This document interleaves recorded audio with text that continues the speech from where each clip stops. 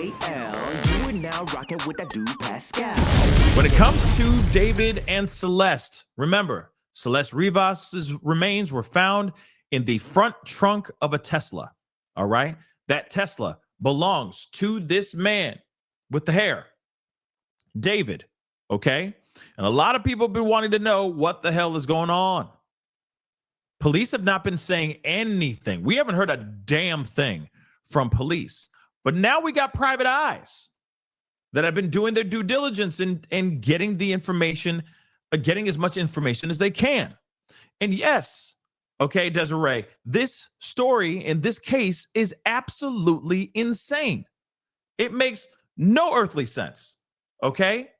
We're all still trying to figure it out. We're all still trying to figure this ish out. And hopefully we get down to the bottom of this sooner rather than later. Here's something that's interesting. David may not have been the one driving, or may not have been the last person to drive his own car. I think that's absolutely massive. David may not be the last person to drive his own mother-loving car. And because of Stephen Fisher, he's a private investigator, he's a private eye, he was able to find out more information about this, and that's what they cover here on Law and Crime and on News Nation as well. Okay, and this is just crazy. So let's take a listen to some of this. In fact, let me head up in front here a little bit, because we already know the backstory of all of this. So let's go here. Of the property that David was apparently staying at in Los Angeles. If you recall, authorities searched that property. Oh, I forgot to tell you this too. So here's the thing. Stephen Fisher went out there on his own time to look into this whole case. Okay. He's just been trying to figure it out for himself. He went out there, and now he has been hired by the owner of the actual mansion that David was living in the Hollywood Hills. Okay. So the house in which they say, Celeste was living in with David and all that, that's what they were saying out here. That owner of the house that he was renting, that $20,000 a month mansion on the Hollywood Hills, that owner of that house now hired this private eye, Stephen Fisher. Okay, which is crazy. All right. Hold on real quick. Let me get this to you too. Renee, thank you so much. R.I.P. Kata Scott, Celeste Rivas, Renia Lewis, London Thomas, gone too soon. Yes, I heard about the London Thomas case too, which is absolutely insane as well. But that one's still a new case that I've been looking at as well. But again, crazy stuff here, guys. So again, he's been hired now by this millionaire, owner of this mansion, and he says a lot of stuff. Yes, we also find out that there's possibly a second home. David moved his stuff out. The Tesla with Celeste's body was near that place too. Listen to what Fisher had to say as we try to understand the potential connection between David and Celeste. We now have a much better understanding of when that Tesla arrived at that final parking spot. I'll tell you, I do have surveillance from different houses in the neighborhood showing the Tesla being moved. Do you know who was driving that car, that Tesla? You don't have to tell me, but do you know the identity? Yeah, as far as it going to the final, that what we believe is the final parking spot where it was towed from, yes. Do you know if Celeste was ever at that property? What we recovered, we don't have any of her at that property. We have pictures of her and that were taken by David, we assume, because it's not on a camera phone, but these photos are on a regular camera at different locations. And it really makes me think that it's likely she had another place she was staying. I can tell you that there was a lot of time spent towards downtown LA. But here we go. So now they're saying, okay, or now this private investigator is saying that he found out that allegedly she wasn't staying at this mansion, that she stayed in a whole other place. Okay. that she played or stayed, I'm sorry, in a home in downtown LA. Now, here's the thing. What are the chances of it actually being under David's name? It's very possible. He could have been renting that out so that she could stay there so it wouldn't look so suspicious of her staying in the same house as him. You get what I'm saying? You feel me on what I'm saying? So again, very interesting stuff. Let's continue. I will say this. There are some things that, and I'm talking physical evidence that was at that house that is, there could have been greater plans as far as getting rid of her. And it's scary, sadistic stuff. It's and that's why we're trying to learn more about that, because and I wish I could say more, but for obvious reasons I can't. But it doesn't have to do with her, how she died, but maybe how they were planning on ultimately getting rid of her, and how maybe that Tesla was just a holding spot at the time, and things just, their timing was just off as far as getting this done. But there's a few things that were just like, will blow your mind. Oh, so again, like I said, I think that when it comes to him staying in this particular, like he had a whole other, place that she was staying in. Now, I know somebody said, okay, how convenient that they're saying that now rather than saying that when, let's just say, when this was a hot topic, right? When this case was really, really hot. Why would suddenly now it's like, oh no, she never was in that house. She was over here. And I get that. I can see why people might side eye that information, solely because, let's be real, it is a real estate. The owner obviously wants to see some return on his investment. It is not a cheap piece of property. Remember, it's in the Hollywood Hills. Rent is $20,000 a month. It's no joke, right? And if he was to want to sell this home, it could mess up, right, the marketability of that house. If somebody, like a little girl, lost their lives inside that house. But I don't think that the likes of any private eye would say that information if it wasn't true. Here's the other thing, too. I can see something where David would have another home, another place that he's renting out so that his crew, his people, right, could, you see what I'm saying? There's still a possibility that he has like his entourage, his people, the people that rock with him, his little clan.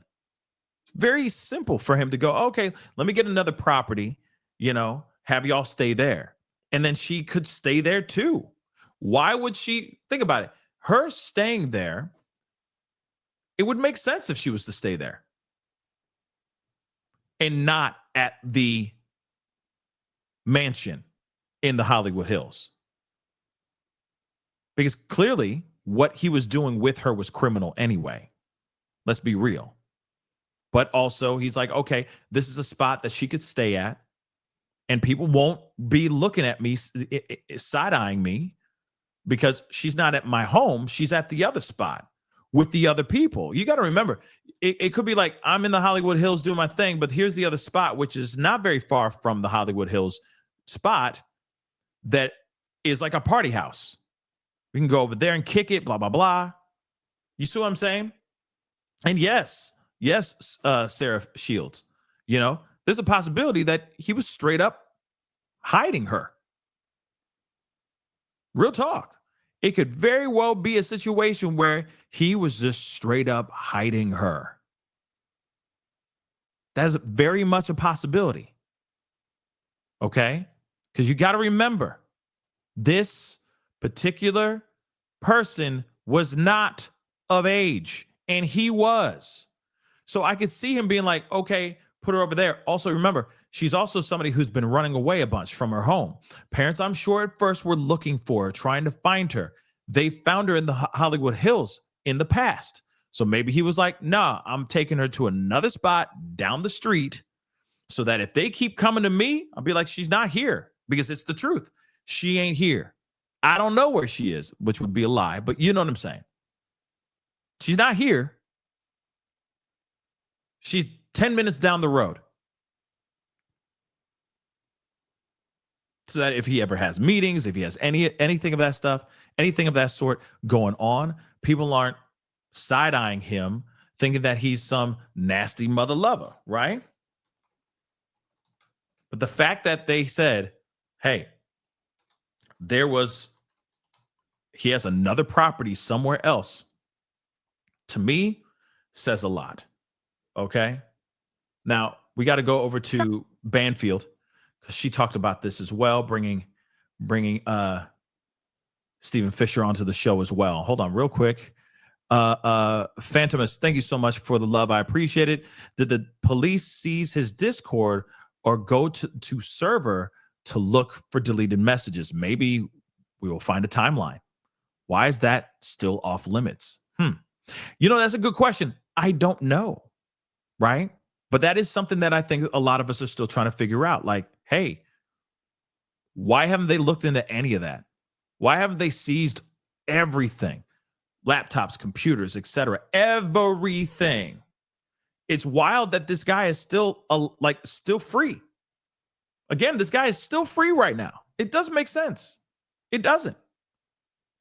But the fact that we are going to hear in a second that, we already heard that he said there was items in a specific home that looked like they were trying to, about to do something nefarious, that they were about to hide or try to cover up this tragedy or this crime, right? That's one thing that he said, right? But he's going to expand even more in this video as well. So let's take a look. And again, guys, please do me a favor. Again, all right, don't forget to hit the like button down below. I appreciate you guys just sticking around, rocking with me today with this crazy internet's issues that I'm having. But again, we're here. So hit that like button down below. Don't forget to subscribe, and subscribe some more. Okay. I appreciate it. Okay. But again, like I said, this is just nuts. All right. So let's just hear what he's got to say. There's a lot more he says here too. Now live. Steve, welcome back to the program.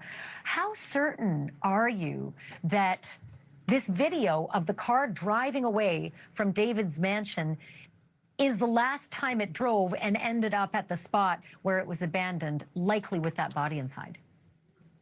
I'm certain. Listen, I can't say 100% because there's not a camera trained on that Tesla once it's parked. Continuously that I've seen. I mean, there likely is a camera, but I've seen the car driven to that spot, and with the dates, with the date that it was, and they left town right after that. I'm certain that is the last time the car was driven. It was put there with her, in the front trunk. And there's one weird detail about what you could, well, there's a lot of weird details, and I'm going to get to what you saw through the driver's side window in a second, but there was an air freshener that was found in the car at this point that we see on our screen, where it was abandoned. Was that air freshener also hanging from the rear view mirror when it drove off from David's house? It wasn't, but the window was half to 3/4 of the way down, which is odd because it was a very short drive. And also at that, on that day, this is the very end of July 29th, it was like 78 degrees at that time in the morning, or 77 degrees. And if it was on the street where the house is, so it's shaded by the house. So, if you're going, I don't know why the window would be rolled down unless there's something, offensive there. And then all of a sudden, one of the first things I picked up on when the news first broke about her being found in there, where they were towing the car away from the impound lot to LAPD, was why on a $104,000 car is there a Christmas tree air freshener hanging from the from the mirror? It seemed kind of odd to me, but I guess maybe they thought that would help, mask it for when they had to move the car again. If there was that smell at that time, because again, we have no idea when Celeste started decomposing in that trunk. We don't know if she'd been decomposing in the trunk for a long time before it ended up being, the car ended up being abandoned. But talk to me about the date of this video, July 29th, and talk to me about what you saw, what did you see in terms of the identity of the person driving through that open window? So it's very clearly that Tesla, one, because the Tesla has that tape on the rear spoiler for whatever reason. I don't know why it's there. And also, it was just like it is in that picture. It was that dirty, except you could tell that they had run the windshield wiper like once to clear the dirt away so they could see. And it comes very close to the camera, although there is some motion blur, but you can see the person and you can see what they're wearing, something pretty distinctive. And there's photos that I have from 12 hours earlier, a person at the house wearing the same thing. So you got somebody rocking the same gear, got into this car, moved the car to where it is now, and he's saying he saw this guy or this person moving the car. Very distinctive person, very distinctive clothes that he has been seen wearing in other photos and other images as well. We don't know, of course, we don't know if it's a male, we don't know if it's female, but we do know that this person did move the car. Here's the other thing. He doesn't say, well, he's not going to tell us who it is. So we don't even know if it's David still. Okay? We still do not know if it's David or not that moved the car. All we know is that, yes, somebody did move the car, right? So that is very interesting. And I know that the viewers right now are screaming at the TV set saying, Ashley, ask him who it was. No doubt. I mean, I honestly wish I could tell you. I don't want to, I don't want to interfere with LAPD on that. And I think that's coming because we know a crime was committed 100%. Somebody concealed her body. Thank you. Okay. So somebody concealed her body. Someone actually moved the car. Someone is seen moving the car.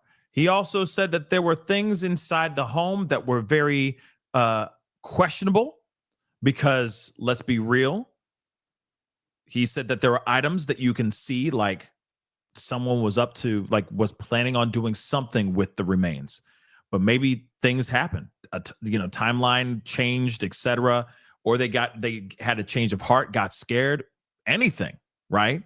Or it's like, how am I gonna, if it wasn't David who actually put Celeste in the car and moved the car, what are the chances of him, the person who did it, is trying to find a way to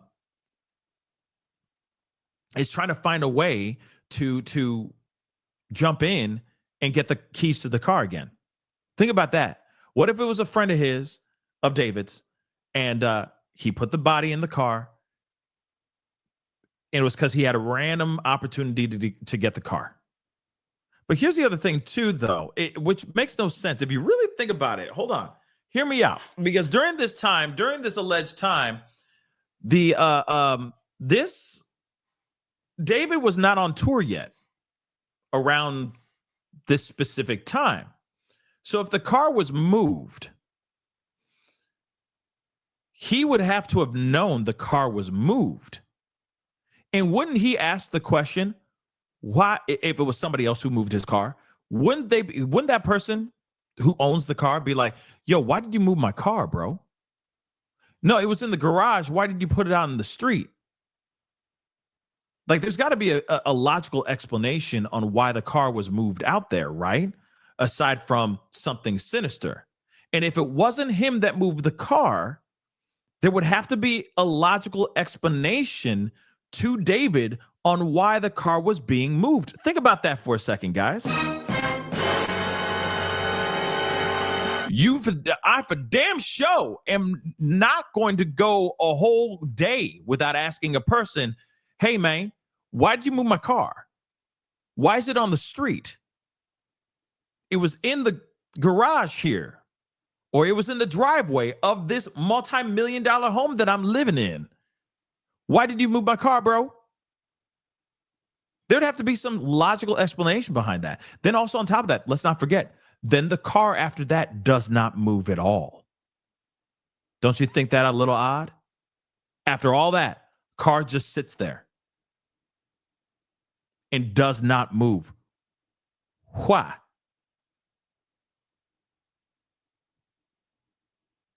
Think about it for a second. Now, here's the other thing. The reason why Stephen Fisher can't say anything is, it could compromise the investigation, etc. He can get himself in trouble for saying something, saying stuff like this, like revealing that information, right? I get it. I want to know too. But if it was an assistant or if it was David, he can't say anything.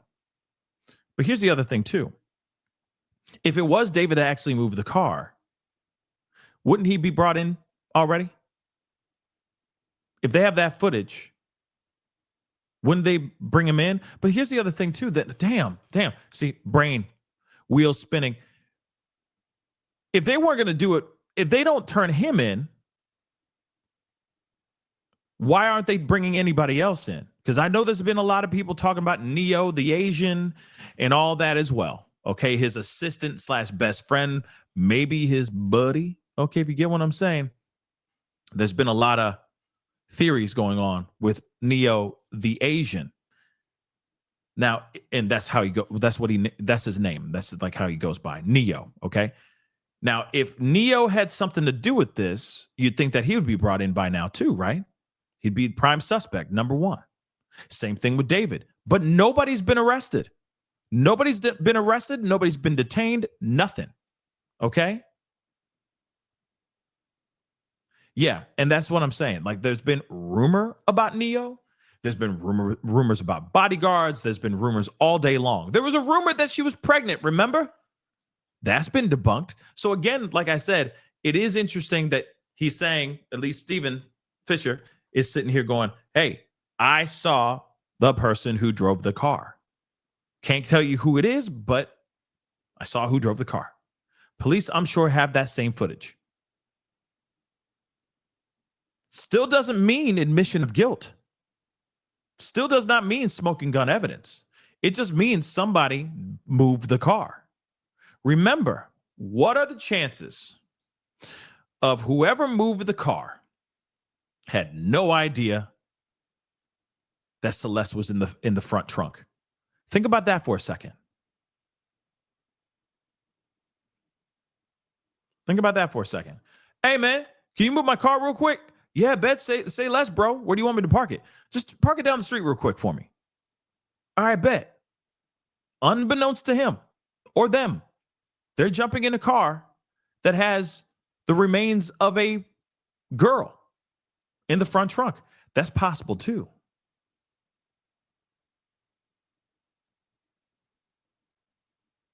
So again, like I said, I can see why maybe this information isn't just immediately being thrust out there. Like, it was such and such that drove the car. Dun, dun, dun. Because it could be that could be detrimental. That could be very damning. Because again, that is somebody who may not know anything, who may have just been asked to move the car. And the person who asked him to move the car knew exactly what they were doing it. Why they were asking them to do it, to cover their tracks. Okay? Yeah, I know. He says they. He says they, but they could mean anything. It's not smoking gun evidence. They moved the car. That could be David. That could be a girl. That could be Neo. That could be a bodyguard. That could be a girl that he smashed on a one-night stand. You never know, guys. You just never know. So again, even if it is somebody who's moving the car, the guy or that person could have been set up. Or they had something to do with it. Some very interesting stuff, though. Very, very interesting stuff. Yes, they can be singular or plural, y'all. It can mean so many different things. And he didn't say they were wearing clothing. Like, he didn't say these people. He said they were wearing clothing that was very distinct clothing that was seen in another photo of on the same day. So like I said, could mean anything, guys. All right. He's saying they to keep himself not getting in trouble for saying something that could be, do something bad towards the investigation of that particular case. And also, imagine him saying somebody's name and then it having nothing to do with any of this and then finding himself getting sued. You got to remember, he's a private investigator. He's being paid by somebody else to do this investigation, right? The information that he's giving to Banfield or Long Crime has everything to do, or should be in the possession of the person that's hiring him to do the job. It's not for Banfield. It's not for Long Crime. His job is to get out there and get the information for his client. And that's it. He's just giving us a little bit of information, right? Pascal, you are now rocking with that dude Pascal. We be going